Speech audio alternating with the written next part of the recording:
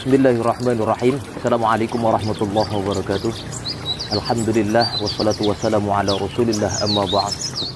Saudara-saudaraku sekalian yang dimuliakan Allah Subhanahu wa taala, tidak sedikit orang yang menilai bahwasanya kebahagiaan seseorang itu diukur dari seberapa banyak harta yang dia miliki. Banyak harta berarti dia bahagia. Punya jabatan, punya pangkat yang tinggi berarti dia bahagia. Padahal itu belum tentu. Dan tidak sedikit orang yang menilai di saat orang tidak memiliki harta, hidup seadanya, itu orang pasti hidupnya tidak bahagia. Padahal sekali lagi belum tentu. Bahkan tidak sedikit ada orang yang memiliki materi apa adanya. Hidup tinggal di gubuk yang sederhana, tidak memiliki mobil, tidak memiliki kendaraan. Atapnya terbuat dari jerami, dindingnya terbuat dari bilik, namun merasakan kebahagiaan. Sebagaimana yang dialami dan dirasakan oleh saudara-saudara kita yang hidup di perkampungan, hidup di pedalaman. Mereka hidup damai, mereka hidup tentram, tanpa memiliki materi yang berlimpah ruah.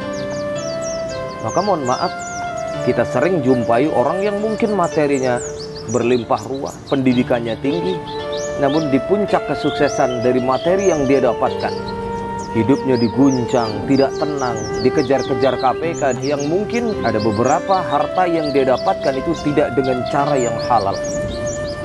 Untuk itu wahai saudaraku yang dimuliakan oleh Allah Subhanahu wa taala, wallahu a'lamu bima la ta'lamun. Di saat kita meminta kepada Allah dengan kapasitas rezeki yang kita harapkan, tetapi ternyata Allah tidak memberikan karunia rezeki yang tidak sesuai dengan apa yang kita harapkan, jangan buru-buru kita berprasangka buruk kepada Allah. Maka bisa jadi rizki yang kita dapatkan walaupun tidak seberapa yang menurut kita, namun ternyata justru itulah letak keberkahan yang Allah berikan untuk rizki kita. Bisa jadi di saat kita mendapatkan rizki yang berlimpah ruah, namun ternyata hilang keberkahan itu, bahkan harta itu membuat hidup kita tidak tenang, membuat hidup kita jadi gelisah, membuat hidup kita jadi merasakan ada sesuatu yang berbeda pada diri kita, menjauhkan diri kita dari syukur kepada Allah. Ini yang membuat akhirnya hilangnya keberkahan dari setiap rezeki yang kita dapatkan. Hidup yang apa adanya, bisa jadi itu lebih berkah. Hal ini pernah dialami oleh salah satu sahabat Rasulullah Sallallahu Alaihi Wasallam yang bernama Sya'labah bin Hatim. Beliau hidup sederhana, hidup apa adanya. Bahkan jangankan harta yang melimpah ruah, baju yang dia peruntukkan untuk beribadah saja hanya memiliki satu saja yang layak dia pakai untuk sholat. Yang kemudian membuat Rasulullah bertanya kepada Sya'labah, "Ya Sya'labah, saya perhatikan selepas kali engkau melaksanakan sholat, engkau tidak berzikir terlebih dahulu, engkau tidak berdoa, engkau buru-buru pulang ke rumah. Ada apa wahai Sya'labah?" Kemudian Sya'labah mengatakan, "Ya Rasulullah, hamba ini orang miskin ya Rasulullah. Baju yang layak saya pakai untuk sholat ini hanya satu yang saya pakai, satu, gamis ini. Ketahuilah ya Rasulullah, ini pun hamba harus bergantian dengan istri hamba di rumah. Sebab kalau hamba berlama-lama di masjid, khawatir istri hamba tidak kebagian waktu sholat. Makanya hamba buru-buru pulang ke rumah." Dan disitulah Sya'labah mengeluh kepada Rasul, "Ya Rasulullah, engkau kan seorang Rasul. Doamu tidak mungkin tidak dikabulkan oleh Allah. Maka dari itu mintakan kepada Allah ya Rasulullah agar Allah memberikan kelapangan rezeki kepadaku, supaya aku bisa membeli pakaian, aku bisa beribadah dengan tenang tanpa memikirkan harus bergantian baju dengan istri hamba." Apa kata Rasulullah? "Ya Sya'labah, qalilun tu'adhi syukruhu khairun min katsirun la tutikhu." Wahai Sya'labah, rizki yang sedikit lebih baik engkau syukuri daripada Allah memberikan rizki yang banyak namun engkau tidak sanggup untuk mengembannya. Apa kata Sya'labah? "La ya Rasulullah, tidak ya Rasulullah. Dengan keadaanku saat ini, dengan keterbatasan yang aku miliki ya Rasulullah, aku tidak pernah lalai dalam ibadah. Bahkan aku selalu tidak pernah ketinggalan melaksanakan sholat berjamaah bersama engkau.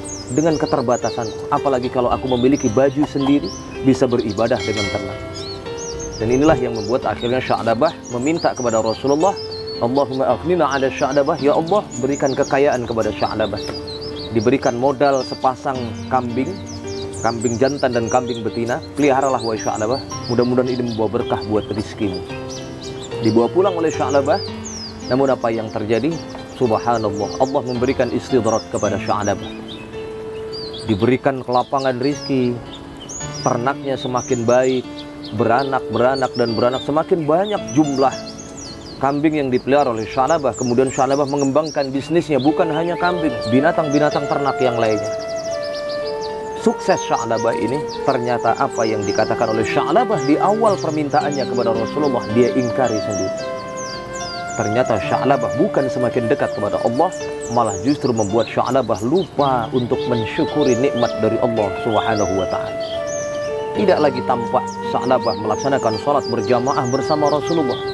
Yang ada Sya'labah selalu telat dalam melaksanakan ibadah sholat berjamaah. Tidak lagi nampak di masjid untuk melaksanakan sholat berjamaah. Yang ada tinggal sholat Jumat saja. Tidak lagi tampak sholat Jumat, yang ada hanya sholat di 2 hari raya itu saja. Kata Rasulullah, celaka Sya'labah.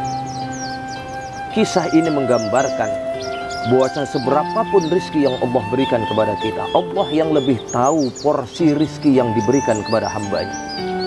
Bisa jadi Allah tidak mengabulkan seluruhnya apa yang kita minta. Allah sudah persiapkan untuk kita nanti rizki yang kita minta, Allah siapkan nanti untuk kita di dalam surga. Maka yang diberikan di dunia ini hanya sekelumit saja atau sedikit saja untuk kita, yang kontannya nanti insya Allah akan Allah berikan di akhirat.